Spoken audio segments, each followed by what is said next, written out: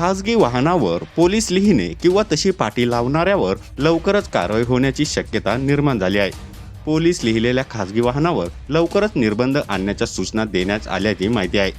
वाहतूक विभागाचे upper police महासंचालक कार्यालयाने या संदर्भात राज्यातील सर्व पोलीस आयुक्त तसेच पोलीस अधीक्षकांना आदेश दिले आहे.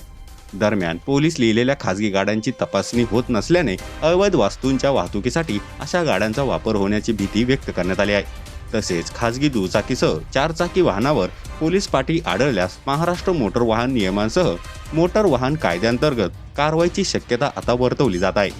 मुंबई उच्च न्यायालयाने देखील खासगी गाड्यांवर पोलीस लिहिल्याबद्दल नाराजी व्यक्त करत कारवाईचे आदेश दिले आहे. दरम्यान या पत्रात नेमकं काय लिहिलं आहे ते जाणून घेऊ.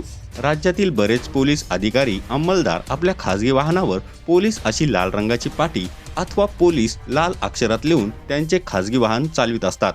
यावर उच्च न्यायालयाने नाराजी व्यक्त केली असून याबाबत कारवाईचे निर्देश दिलेले आहेत.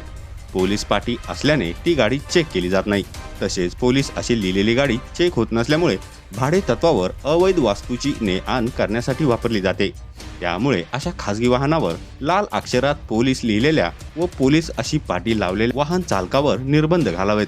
सर्व पोलीस अधीक्षकांना आदेश देऊन पोलीस पाटी अथवा पोलीस नाव दिसलेले वाहन आढळून आल्यास त्यांच्या विरुद्ध कलम 133(6) महाराष्ट्र मोटर वाहन नियम 1989 सह कलम 177 मोटर वाहन कायदा 1988 कारवाई करण्यात यावी अशी विनंती अर्जदार यांनी केली आहे.